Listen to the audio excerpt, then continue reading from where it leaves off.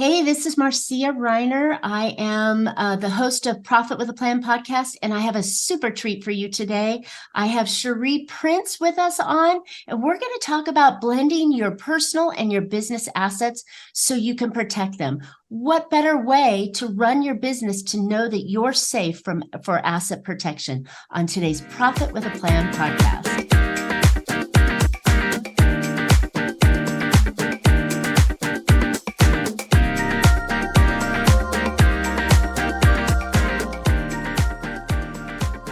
Hey, entrepreneurs, are you trying to make bigger profits in your small business? If you're like most of us business owners, increasing your profitability is always on your mind, and you're probably looking for ways to grow your revenue while growing your company. Well, you found a podcast that helps share ideas to help you do just that. I'm Marcia Riner, known as the Profit Booster and a business growth strategist. I've helped tons of small business owners to establish and implement a tangible plan that guarantees increased profitability, guides your growth, and plans for a future exit. Because building a highly profitable and sale-ready business creates a win-win scenario. That's more money now and a windfall when it's time to let go. And I want to share strategies that I've learned with you on today's Profit with a Plan podcast. But before we get started, I want to share with you a powerful training called the 30-Day Profit Booster. This is where I'll show you how you can get a 45% boost in net profit in just 30 days, simply by following a 3-step method that doesn't require you chasing more customers. This quick and easy profit boosting strategy can be done without spending more money on marketing, hiring additional staff, or working longer hours. Go check it out at 30dayprofitbooster.com. All right, so my guest on here for today, I'm really excited to have on, is Sherrie Prince. She is an attorney and asset protection coach who teaches entrepreneurs how to merge their business plan with their estate plan to create a moat around their assets. For over a decade, she has taught, led, and counseled entrepreneurs at every phase of their business. Sherrie has the keen ability to deliver uncommonly original and useful tools in a dynamic and engaging way. She brings our audience the experience of her asset protection, estate planning, and business planning. Her company is Play Big Faster, where she acts as an asset protector, combining business owners' personal and business assets for maximizing the protection. Sherrie, I'm so excited to have you on Profit with a Plan today. Welcome. Marcia, thank you so much for the invitation. I'm excited about being here today. Yeah, this is great. So I've had a lot of podcasts. We've been going almost rolling into year number 5 right now, and it's been a little while since I've had someone come on and talk about protecting the business. And, we're in such a crazy world right now where things are changing at a super high speed. And I thought it was just really, really important to have you on today to talk about asset protection. So we'll get into that in a few minutes. But before we do that, how in the world did you come up with this fantastic idea of protecting your personal and your business assets combined together? Well, I'm going to give you the Cliff Notes version because I don't know that we have enough time for everything. And I'm a little hoarse, excuse me, but I grew up on a 150-acre farm with my grandparents after my mother passed away. Oh. And, well, it was sad. I was young. I was 16, but my mother passed away when she was 36 years old. And at the time, we did not have an inheritance. She did not have a will or a trust, and there was no designation of guardianship. So I lived with a couple of different relatives before I landed at my grandparents' house. So through a series of hard knocks, I kind of grew to understand what not having a plan looked like. Fast forward, my grandparents passed away, both of them. They don't have a will or a trust. And this 150-acre farm that I grew up on, now it passes to their children. And so there was a huge squabble in the family. Okay. So that was, my second inkling that, hey, you need to do something different. By the time that I was 21, I had my first business with a partner, and we did it with a handshake. And it was not the best experience. It ended terribly. So at this point, I'm knowing that, one, I do not want to work for anyone. I do want to be an entrepreneur, but I want to do it the right way. And because I grew up without having a foundation and really understanding personal finance, investing, and entrepreneurship, I wanted to become an expert. So that really started my path down this journey. Wow. It's funny how the universe throws things at you to tell you what you need to focus on. I have a similar story that led me to the direction I'm in, which is really interesting that, sadly, these things happen. But I think the worst thing is that people don't realize it until it's too late, that they could have Exactly. done things that if they had just known about it, then they could have addressed it beforehand. And that's why I'm so excited to have you on today. As people come towards the end of the year, this is, you can listen to this anytime, but as we're winding down 2023, these are really important things to think about. What did the last few years mean to me? And what do I want to go forward? And how do I move into that place in the right legal structure, the right protection, and making sure that my business, when it grows and grows really hard, that it's done in the right way. Exactly. So I tell people you have to start with the personal side first. You have to have a basic understanding of personal finance and what that looks like. So I generally start people with the 3 I's. One, we identify all of your assets. And I know it seems very simple, but who actually has a list of all of their assets sitting around at home on a spreadsheet or a sheet of paper? You usually just don't do it. You purchase stuff, you put it in the garage or home, wherever it's designated, but it's really important to identify those assets.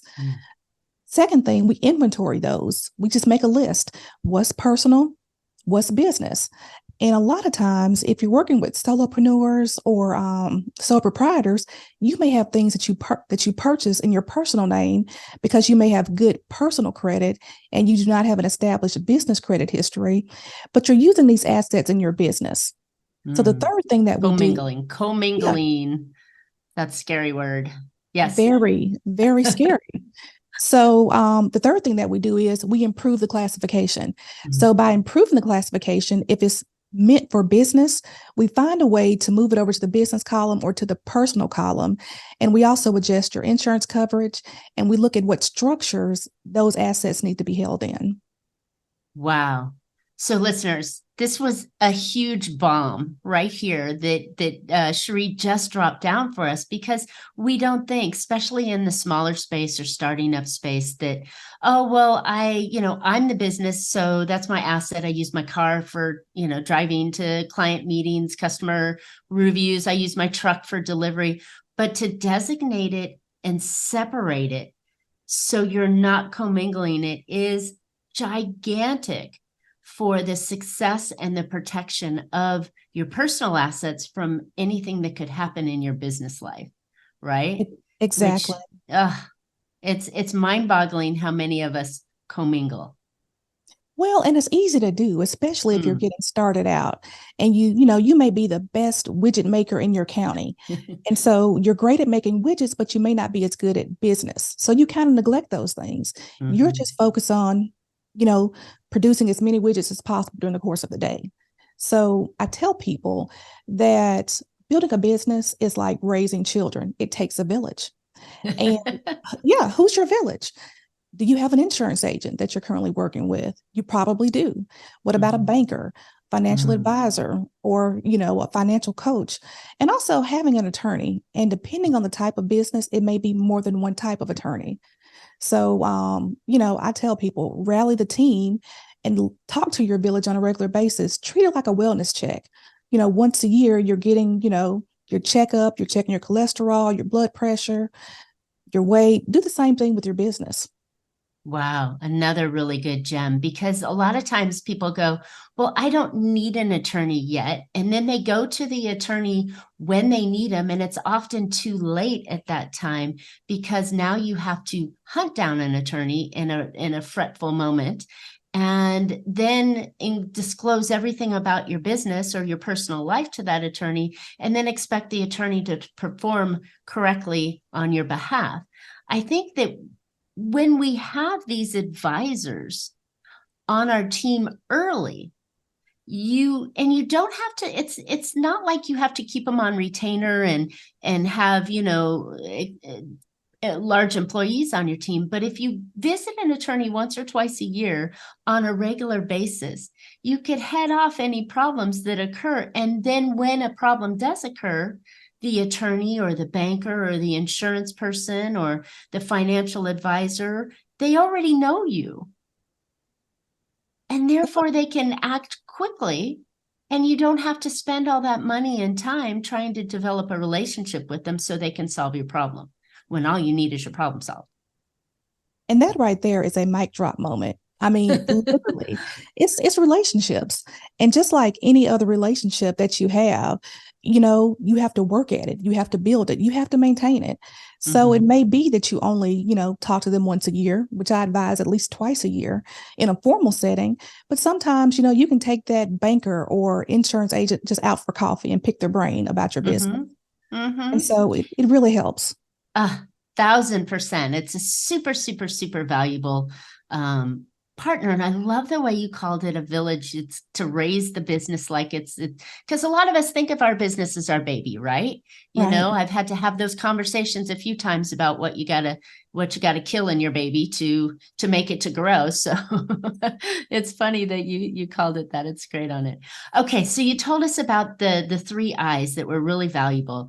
So you're going to identify, you're going to inventory, and then you're going to, what was the third one again? Improve the classification.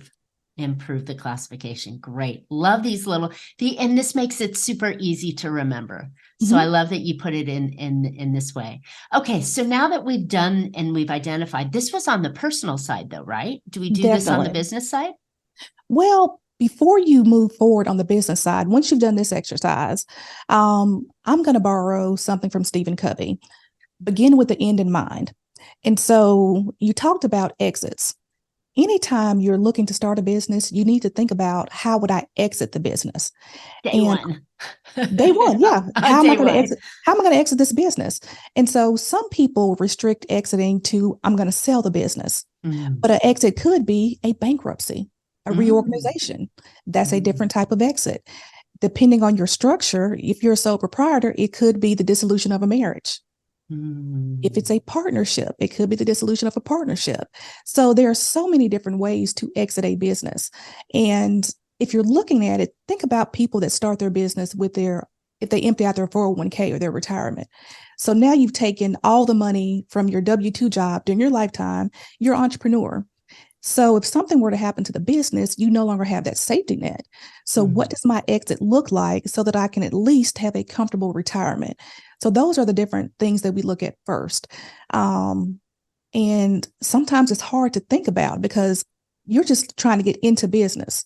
So that's the second thing that you do, but the very first thing you do as it relates to the business goals.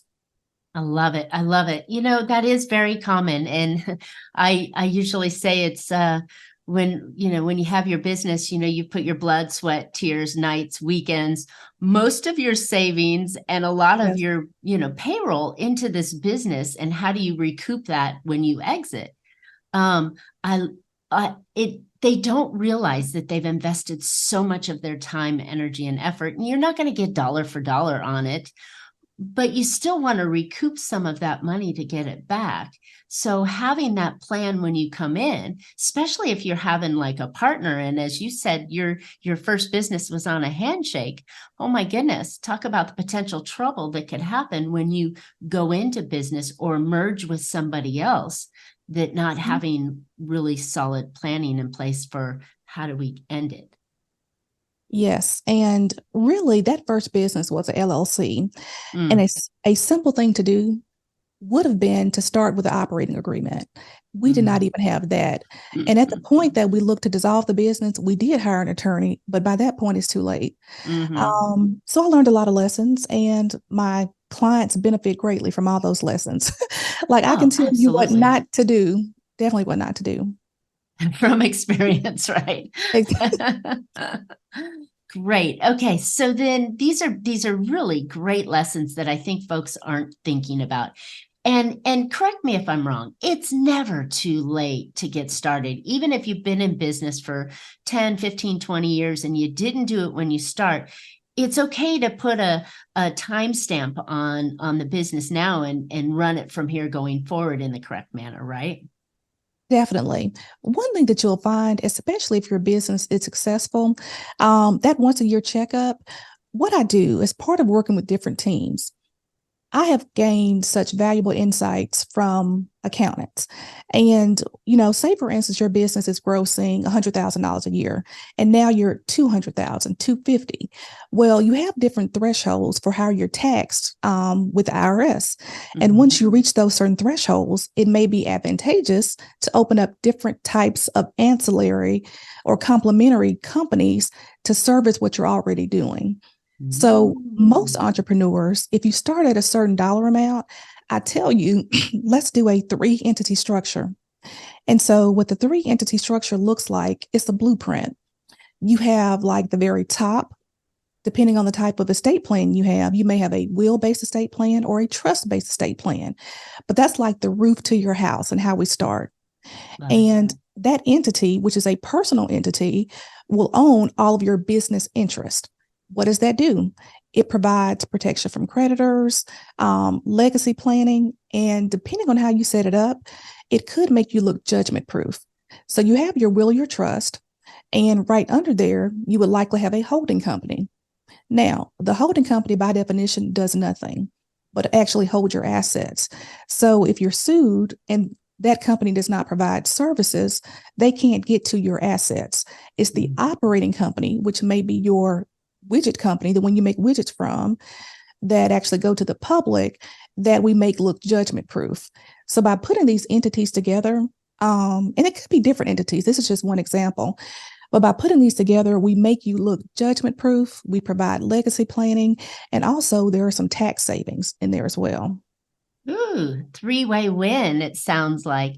And I think, no, I know business owners don't think about this. And between you and me, there's not a lot of legal advice that says we're going to create this level, this three-way protection unit. And that's exactly what the corporation is designed to do, is to protect, right? And so if you're protecting the company, then you're putting an outer layer with a holding company that protects the company, and it just gives you that even longer arm distance from your personal assets. That's incredibly intelligent and would be very helpful. But I think listeners are probably thinking, wow, that's a lot of work and probably very expensive to set up. Not really. How expensive is it to lose everything because you created the I'm so serious. I have a couple of clients, and I'm gonna give you one real life example. It is a family that owns several different types of companies. And I'm just going to use some examples. I'm not going to actually say which companies they are, but imagine having a hair salon, a construction company, and maybe a car wash in one LLC. Okay. And one entity is sued. There's a judgment against that one, not entity, but that one company. Well, all 3 of those companies are held in one LLC. So the judgment is against the LLC. What does it do? It creates a judgment against all of those companies. So if you set it up the right way, it's really not that much more expensive, because when you look at it, the only extra fees you really have, you have filing fees for the state, which normally are under $100, maybe $200, depending on the a couple $100 a year, nothing right to it. And so there may be some additional accounting fees because there's a different set of books to maintain. But we talk about the legal protections, the potential tax savings. Yeah, it's priceless. It's really priceless. Not only that, if one company is doing really well and the other company has to fold, so say the hair salon folds, but the construction company is killing it, and the car wash has an injury because the car wash went crazy and hurt somebody's car, well, then now everybody's, intermingled, and oh my goodness, I can't imagine the headache that could occur that could have been avoided by a couple $100 a year, right? Well, and not only that, but all of those businesses, could be considered, with the exception of the construction company, cash-based businesses. And so you have an infinite amount of what you can earn. So we talked about supplemental companies. One example that I love to use is a nursing home. Mm, It used to be that when someone passed away at a nursing home and it was alleged that there was malpractice, you see these huge multi-million dollar judgments. Well, nursing homes and some other companies, got really smart. So now when you see ABC Nursing Home, that's the name on the building, but you have one company that owns the real estate and mhm, they are leasing the real estate to a operating company. That operating company does not have any employees. They are mm. contracting all the doctors and nurses from a staffing company. There's another company that they're leasing vans and vehicles from for transport because that's where a lot of accidents happen with transport. You have another company that all the equipment is being leased from. And then ABC Nursing Home is just that, it's IP. It's almost like a franchise. They're leasing that from an IP LLC. Mm. So if you happen to sue that company, you're going to sue all those entities. And what you'll find when you're done, they're all judgment proof because where's the money for all of those? Well, there's a management agreement with another company, and then that money is going to a holding company. So yeah, there's a So way. yeah, it could be quite expensive to sue them and to even find out where the heartbeat is, right? Exactly. But Wow. if you're in a high risk industry or you are a public facing company and you're subject to lots of lawsuits, strategies like that, they're called equity stripping. And Mm. so, I'd pay an extra $100, a couple of $100 a year to protect my companies. Oh, heck yeah. Wowee. So, even the everyday mom and pop companies, the law firms, right? The accounting firms in the professional service world, the plumber, the the gardener, you still have chances, to have things go wrong. And if you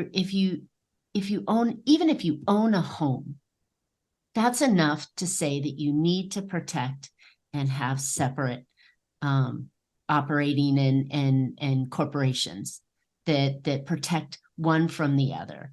And I think it's so important. And you're giving us some really scary examples of how we need to do this. And like every business needs to do this, not just the big companies with lots of, opportunity for risk. Well, one thing that people think about is that I'm going to throw insurance at it. I'm going to increase, the amount of coverage that I have. And that's not always the answer Mm, because sometimes you become a target. If they know that mm, ABC Nursing Home has a $10 million policy, that's going to be a lot more attractive. So, one thing that I work with other people in your team on is giving you options for the minimum amount of mandated coverage for your state. So, if your state only requires that you have $500,000 policies and you have $1 million policy, well, there should be a difference in the amount of premium that you pay.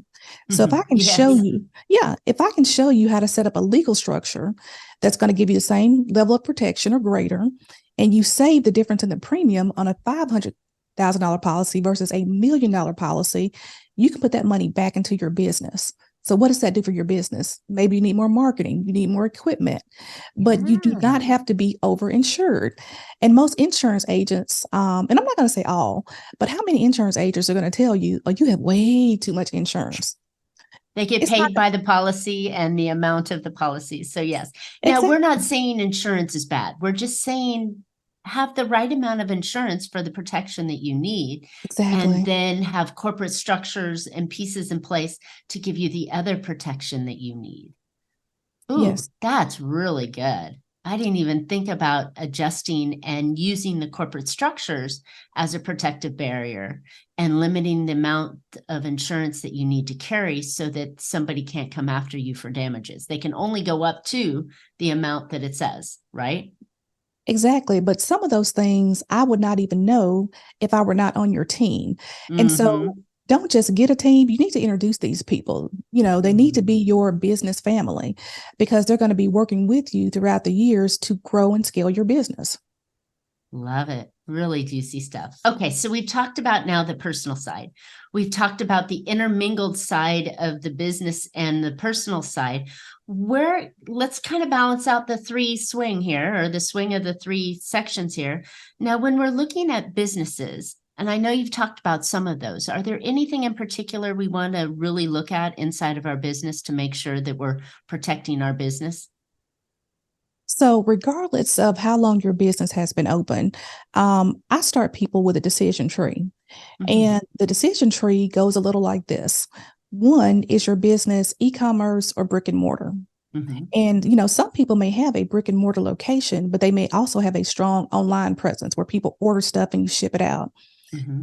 That's going to dictate a lot of how we structure your plan.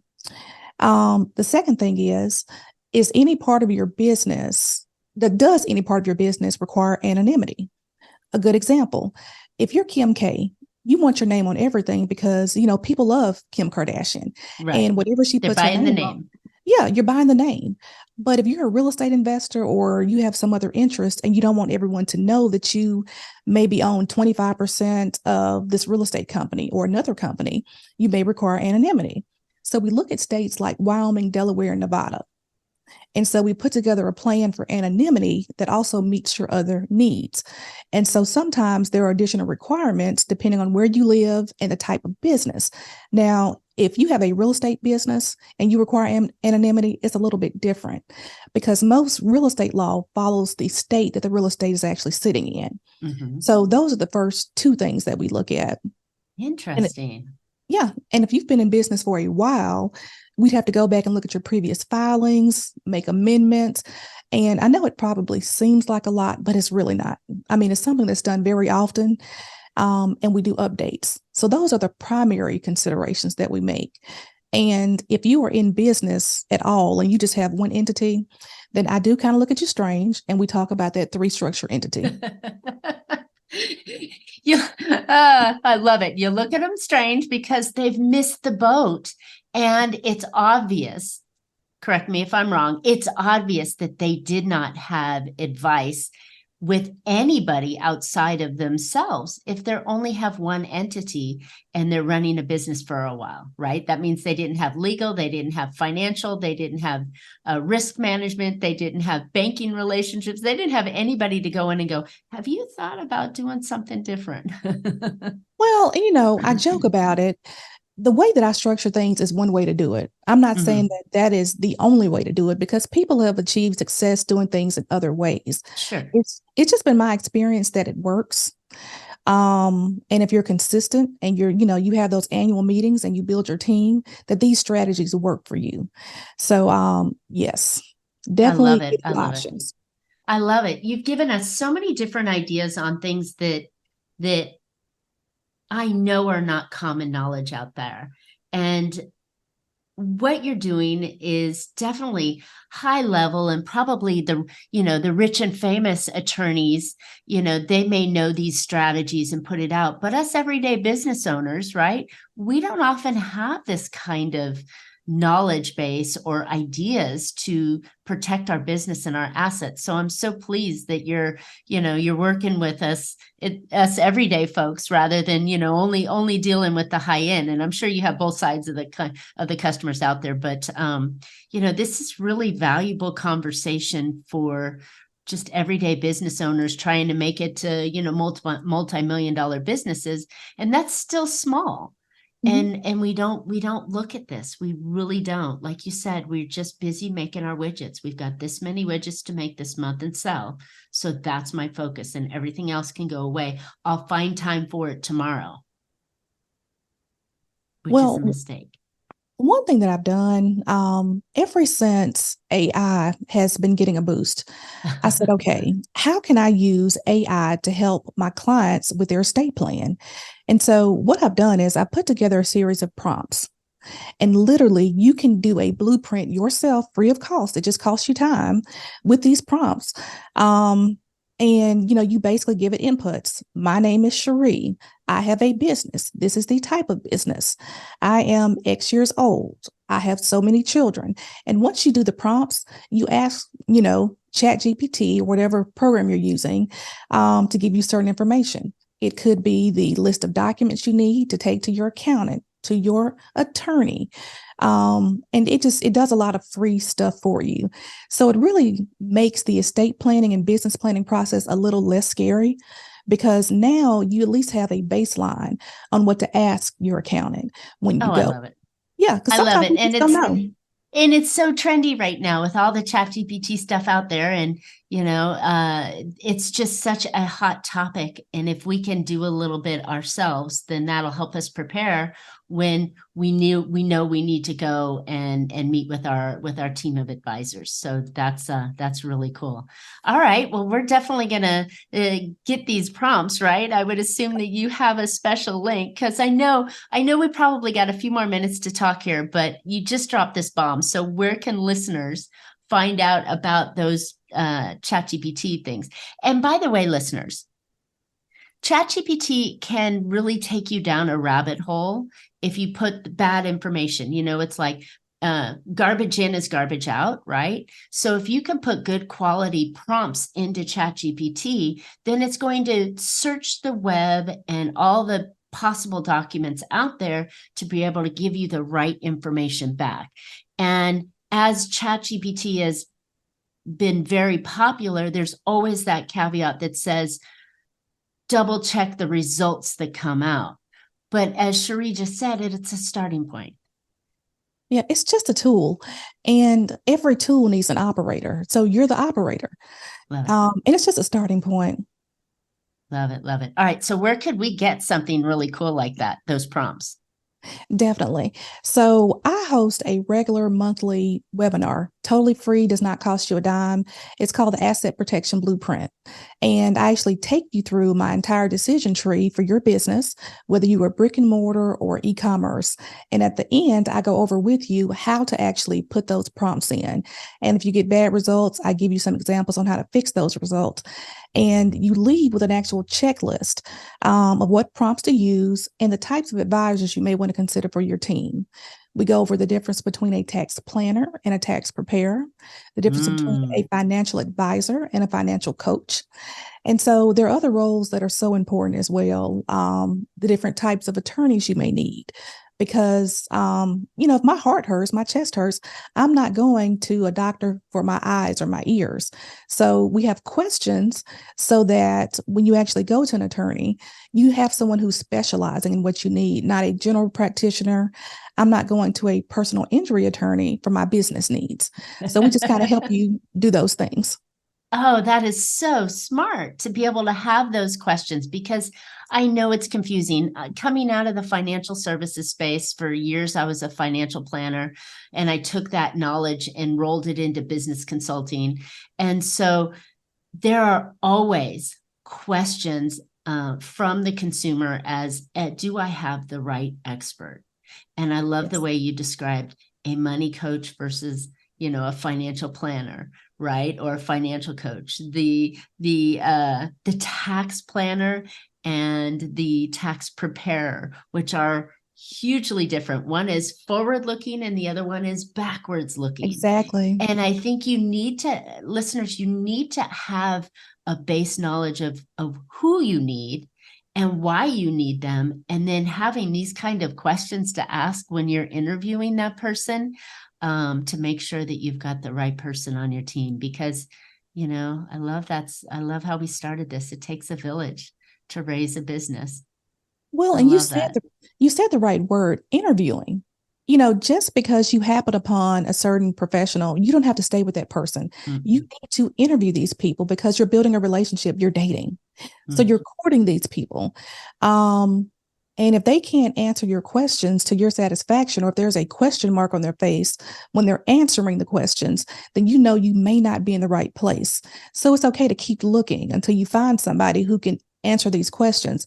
And I promise you, these are not very complicated questions, but they give you a baseline for any type of business.